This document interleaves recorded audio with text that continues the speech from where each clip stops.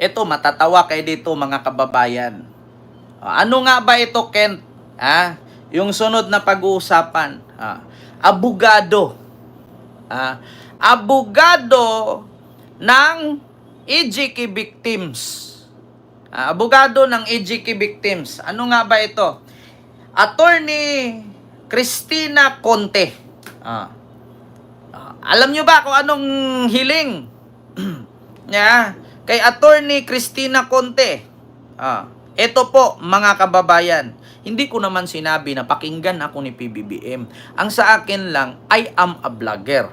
Naglabas lang ako ng aking point of view at opinion na kapag nasa mababang uri or ordinaryong tao, mabilis niyong tanggalin at palitan at paalisin. Pero samantalang si Sara Duterte, porket ba't Vice President, hindi niyo magawa? Hindi niyo naman pwedeng idaan sa impeach Iawol niyo. Ganun lang, government employee ka, dapat ihemplo ka sa taong bayan, pero yung taong bayan nagmumuro na sa'yo. Naku, ito mga kababayan, yung sunod. Alam nyo ba mga kababayan na si Attorney Cristina Conte? Ano nga ba ang gusto ni Attorney Cristina Conte mga kababayan? Ito po, nanawagan po ang mga EJK lawyers. Ito mga kababayan. Kasi bali-balita po ngayon at isa na din po ang dating asawa ni Digong na si Elizabeth Shimerman nagsabi na si Digong okay daw pero butot balat. At yung anak niyang si Pulong ang sabi payat na daw. Unang punta daw ni Pulong doon payat, ngayong pangalawang balik niya doble ang pinayat. Ma'am Arlene Pabular, hello po. Ngayon, sabi naman ni Sara, kung ano kalaki ang braso niya, 2 braso na daw ni Digong, yung isang braso niya. Payat na daw si Digong ngayon. Hindi na daw umiinom ng gamot. O baka daw yung appetite niya ay naglulos appetite o bumaba. So ngayon mga kababayan, ito po ang sabi ni Attorney Cristina Conte. We want him alive for the trial. Gusto daw ng abogado ng biktima ni Digong sa EJK or extrajudicial Dido na buhay pa sana si Digong. Gusto nilang buhay si Digong sa trial sa September. Kasi nababahala din po itong mga abogado ng biktima ni Digong sa EJK kasi bali-balita nga, payat na daw si Digong. Lost weight, sobrang payat, dobling pinayat. Sana daw buhay na makaharap nila si Digong sa trial. Ito, basahin ko. Umaasa si International Criminal Court ICC Assistant to Counsel Attorney Cristina Conte na mabubuti ang pakiramdam ni dating Pangulong Rodrigo Duterte sa gitna ng kinaharap nitong kasong Crimes Against Humanity sa The Hague. Bakit nga ba? Nauna nang sinabi ng dating asawa ni Duterte na si Elizabeth Shimerman na skin and bones na umano ang lagay ng dating Pangulo. We're concerned as well because we would want him alive for the trial. According kay Attorney Cristina Conte. Gusto daw niya. Ito. Ayan, si Attorney Cristina Conte. We wish him all the best. We want him alive for the trial. Diba?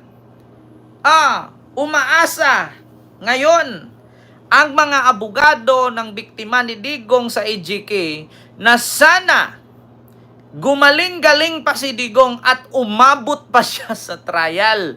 We want him alive for the trial.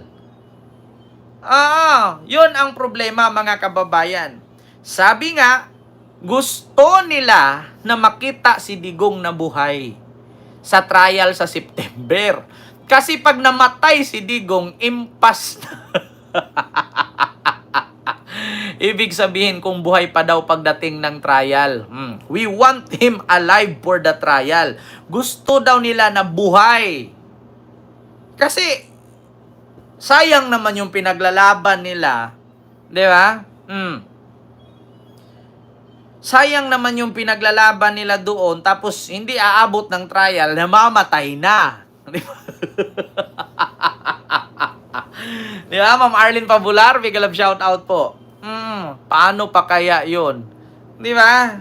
Hindi naman yan mabayaran ang mga kasalanan niya. Kaya nga, 'di ba, sa madaling salita doon, gets ko na agad ang gustong mangyari ni Attorney Cristina Conte na sayang naman. Sana haba-habaan pa niya yung buhay niya para mapadanasan niya at mapagbayaran pa niya yung kasalanan niya.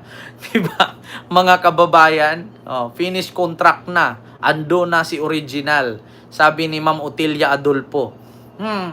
Buhay nga utal-utal naman. Edi isunod si Bato. Di ba mga kababayan? Minsan natatawa ako dito kay Attorney Conte. We want him alive for trial. We wish him all the best. Parang sa baba, we wish him all the best. Parang birthday lang. Pero sa taas, we want him alive for the trial. Sana, sa September, aabot pa. Hello po sa iyo, Ma'am Jocelyn Babor. Ma'am Corazon Tuang, may galab shoutout po, Sir Kendry. Oo, gutay-gutay na si Digong, nalulungkot lalo mga DDS. Pinatay na nga sa Facebook, kaya nga nagpost si Kitty Duterte na sama ng loob. Kasi yung, sabi niya, nakakasakit ng damdamin, no, nakaka-bad mood. Yung, hindi naman siguro ganun kasama yung aking tatay, but pinatay niyo na sa Facebook. Nakahimlay na kasi. Pinatay na nga eh. Ma'am Gracious Grace at sa Sirisa 4, si Lupo. Pinatay na ng nakahimlay na. Pinatay na, tudas na. Ay, Diyos ko, nakabarong ba naman? Di ba? Dito natawa ko kay Attorney Cristina Conte. We're concerned as well because we would want him alive for the trial. Sabi nga ni Attorney Conte. Siyempre, ako ba naman mga kababayan, kahit naman ako, sana habaan pa yung buhay, sana wag pang mamatay. Kasi bali-balita ngayon, sobrang payat na daw. Ano ba sunod ng sobrang payat? Kung yung bulati niya, kinakain niya yung sarili niyang laman loob, mamamatay na yan. Sana buhay pa sa trial. Ano ba ngayon? July, August, September. 3 months na lang, 3 months na lang. August, September. Pabutin nyo naman ng November.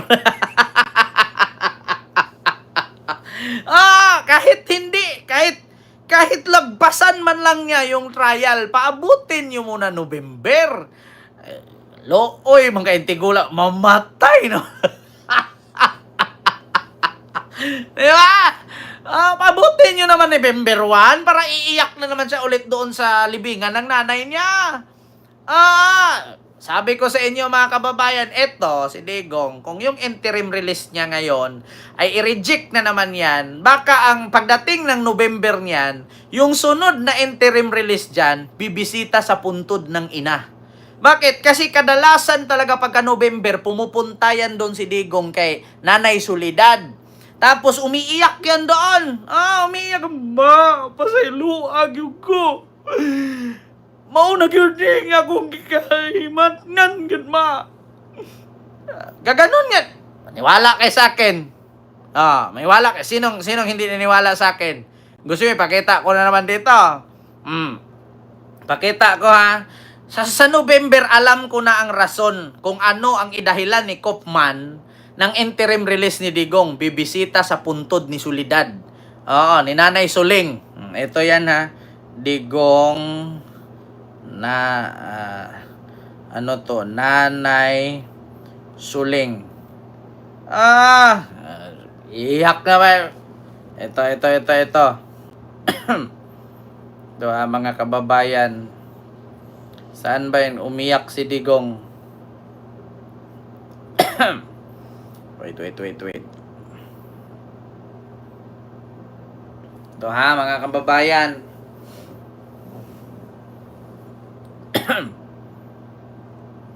Ito, wait lang. Wala akong balak na maging diktador. Abogado ako. Ang nanay ko, Yellow Friday leader sa Davao. Sabi na mag-Marcos, far from it. I am just doing my duty. Or else, Kaya pala ayaw niya. please do not. Ayaw niya mag-Marcos. Bakit? Kasi dilawan pala yung nanay niya. Ito ha, Duterte. Umiyak. Ito mga kababayan.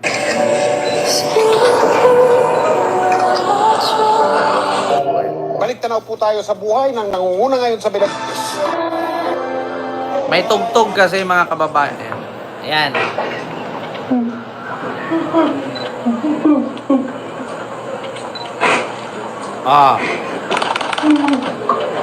Iyak.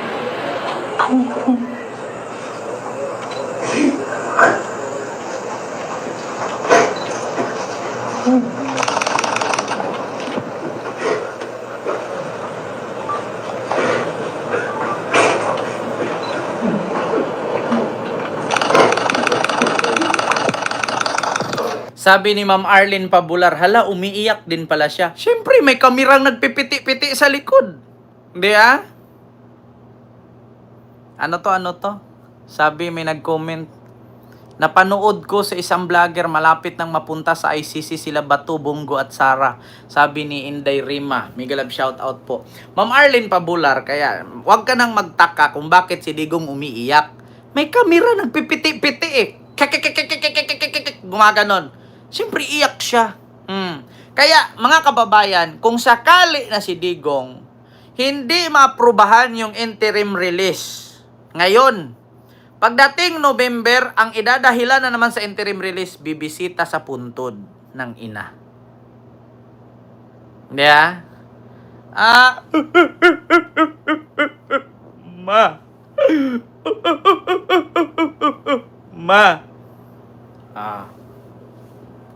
Maunag yun di gidangat na ko.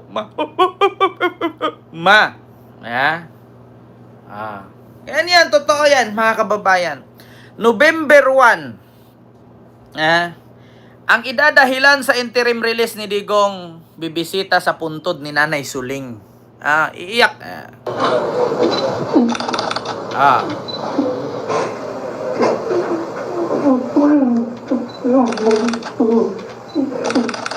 Tanginang buhay to.